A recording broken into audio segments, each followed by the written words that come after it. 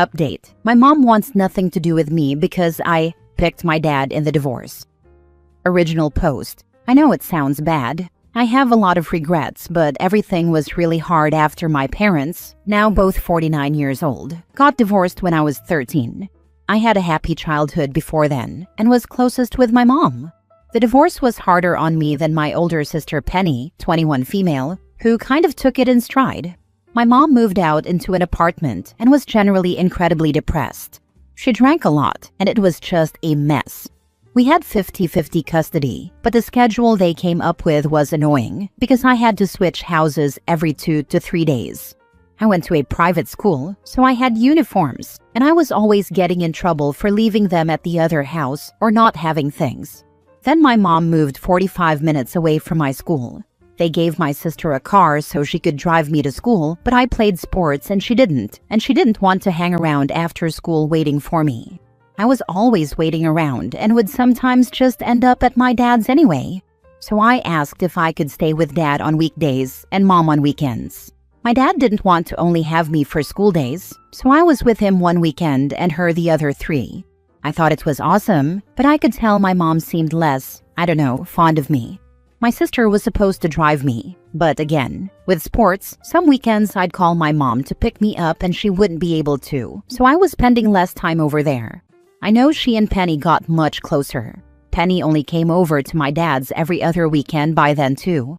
We got into a massive fight when I was a sophomore because I had a big game, semifinals for state, and I was on varsity. And she didn't go because she was taking Penny prom dress shopping.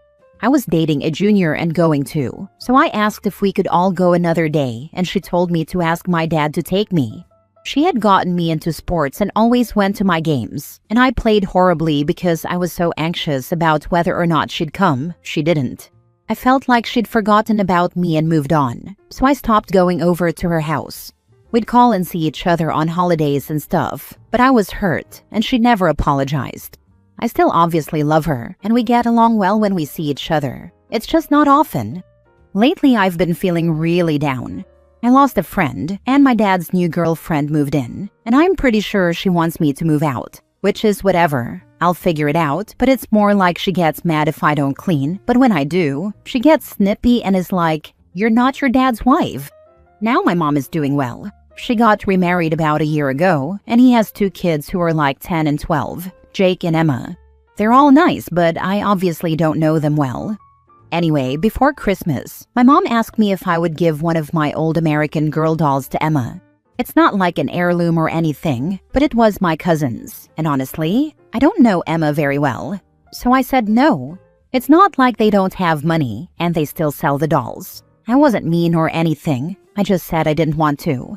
But I kept asking her about Christmas and when to be where, and she never really told me. I normally spend Christmas Eve with her, and she never told me what was going on. I texted her that day and asked when I could give her her gift, and she said she'd reach back out after the holidays. That hurt in a way I can't explain, because she'd never ignored my calls or refused to see me before. I guessed it was probably about the stupid doll and that I probably should have given her space, but I still texted her, "Happy New Year." Penny got super mad and drove out and yelled at me. She said I had to stop bothering mom when I broke her heart by picking dad. I told her that wasn't true, and she told me they got divorced because dad had an affair, and that I was an idiot if I hadn't figured that out. Nobody had ever told me that, and dad hadn't dated anyone I knew about until recently. I got upset, told her to leave, and didn't even give her my mom's present because I was so upset. I haven't told my dad yet, but I've been really upset about it. I feel like I never meant to hurt her, but I still feel really bad. I don't know if I should reach out to her, or if I should just leave well enough alone like Penny told me to. I'm pretty sure she's moved on from me. She's posted pictures of her and her husband's kids with Penny, and I don't think she has space in her life for me anymore. And it's all my fault. Now for the top comments before reading the update. Your mom is the one responsible for communicating things. If she's feeling resentful, it should be a conversation. But the fact that she basically just stopped showing up suggests you couldn't win in this scenario anyway. She was the one with the burden to stay involved. You were a kid who needed your mom's presence and didn't get it. I mean, I know I wasn't perfect, One Mother's Day, I had just gotten over COVID and was still super tired, and I told her I didn't think I was up for a 1.5-hour round trip. She basically stopped calling after that, and I wish I had just sucked it up and gone. Kid, and I say that because you're younger than my kids. You were a baby. You were a child and your parents were divorcing. You were going through one of the most emotionally damaging events possible, and you didn't get support. Your mom dropped the ball here and it wasn't your fault. You were a baby. 13 is a baby. 16 is a baby. Heck, I'll call 19 a baby. Your parents wanted you, the non-driving baby, to deal with their house choices? Who the heck does that to a baby? I mean, I know I'm an adult now. My mom used to get fake mad when I'd say I was whatever age and say that I'd always be her baby, but I know that's not true, haha. And my therapist says I need to start seeing things from other people's point of view now that I'm older. You are the child. She is the adult. She made choices that gave you fewer choices, and the choices she left you were ones she was unhappy with.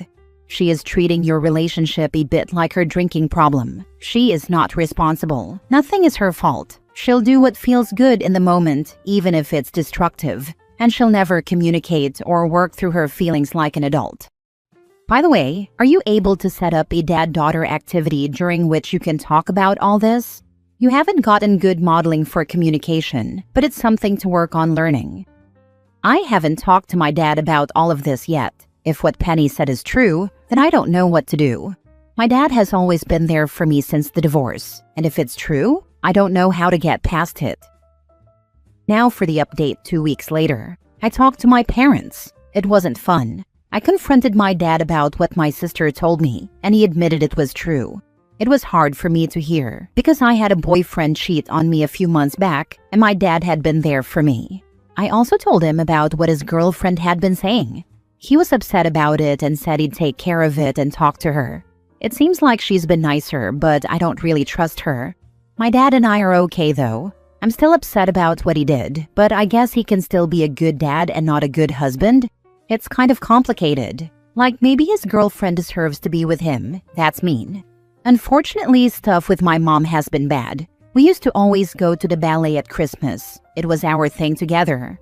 But a few years ago after the divorce, she said she didn't want to go that year and just never asked me again. I asked a few times, but she always said she couldn't do it. But last week she made a post with her, Penny, and Emma, her stepdaughter that she wanted me to give the doll to. And obviously, they were at the ballet. When I saw Penny the next day, I feel like she wanted me to ask about it, but I didn't. She asked me if I wanted to go in on Mom's birthday present. It's in a few weeks. I asked if I was going to be invited to her party or dinner, and she said that shouldn't matter. So I told her, I'm not getting Mom anything for stuff I'm not invited to. I got her a Christmas present, and she didn't invite me over. And I got her a wedding present, and I wasn't invited. Penny told me they didn't want to invite me to the wedding because Mom didn't want me reporting anything back to my dad so she could enjoy the wedding. She eloped in the Caribbean.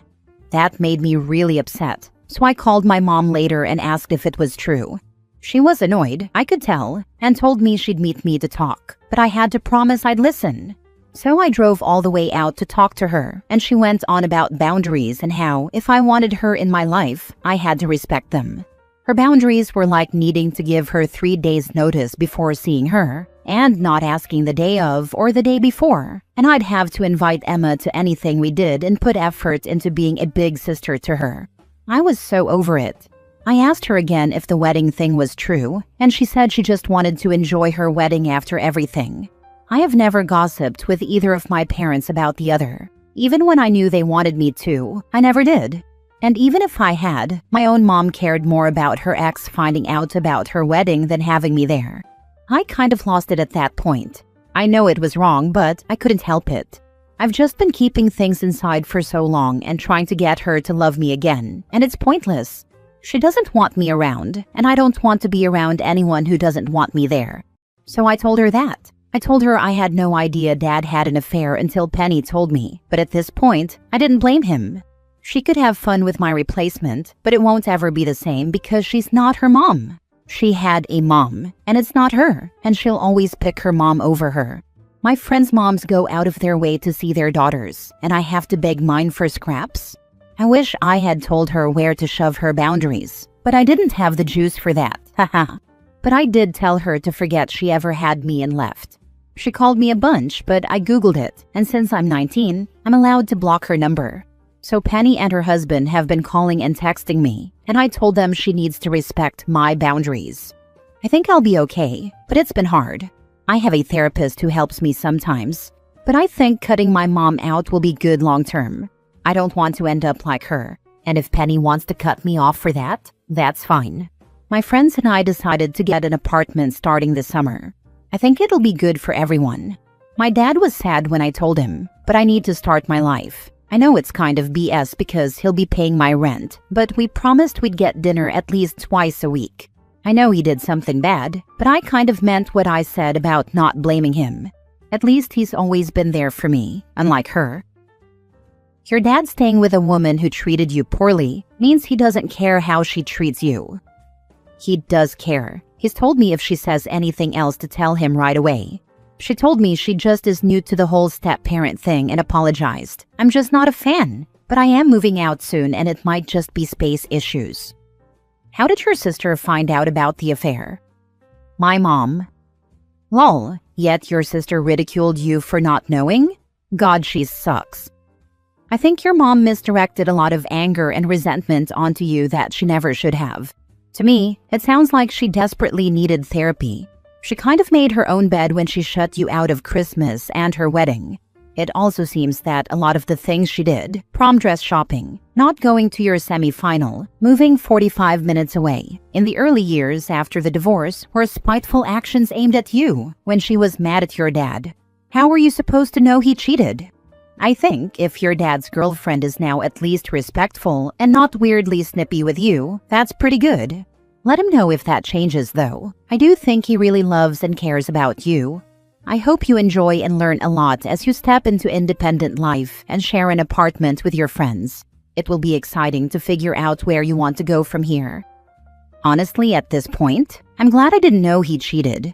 It definitely would have affected how I treated him. But at this point, I don't care. And like I said, I don't blame him for it. I would hate being married to my mom. Last story. I regret not listening to my parents about my husband. I, 55 female, come from a very wealthy family. Both of my parents were doctors. Both of my brothers are lawyers, and one of them owns the biggest law firm in our entire country and has been the president of the Lawyers Committee 3 different times. My oldest sister is an oncologist. I was the youngest in the family. I married very young at 20 because I was in love. At the time, I was in medical school, but I dropped out to become a stay-at-home wife to my husband, who was a car mechanic with his own workshop. He was 5 years older than me, and I was head over heels in love with him. My parents and siblings hated him. They said I had more potential than being someone's stay-at-home wife, and they didn't think he was worthy of being part of our family. I refused to listen and fought with them constantly over it. They ended up disowning me when we got married. I thought I was happier without them, and for years I was. We all lived in a small town. Even though my family was rich, they loved the quietness. For many years, we didn't speak, even though they lived just a few minutes down the street from me. We had 4 kids together, 3 daughters and our youngest son, and we were happy. He was always good to me, and even though we weren't rich, we had enough. About 13 years ago, however, he was in a very bad work accident and became partially disabled and unable to work anymore. Soon after, the shop closed down because we couldn't keep it running. I had never worked a day in my life and never continued my education, so I was stuck. My oldest brother came and offered me a job at his law firm as a secretary, even though we hadn't spoken in decades. I accepted. The pay wasn't very much, and he treated me no differently than any other employee. He wasn't interested in rekindling a relationship with me or getting to know my family, but I was still grateful for his help. Around that time, both of my parents passed away just a few months apart, and I was completely left out of their will. It's been years now, and I'm still working for my brother. My daughters all put themselves through college, and they are all doctors in residency now, and I'm proud of them. My son went to trade school and is a mechanic like his dad. My family still doesn't talk to me. Honestly, I regret it so much. These past few years have been hell.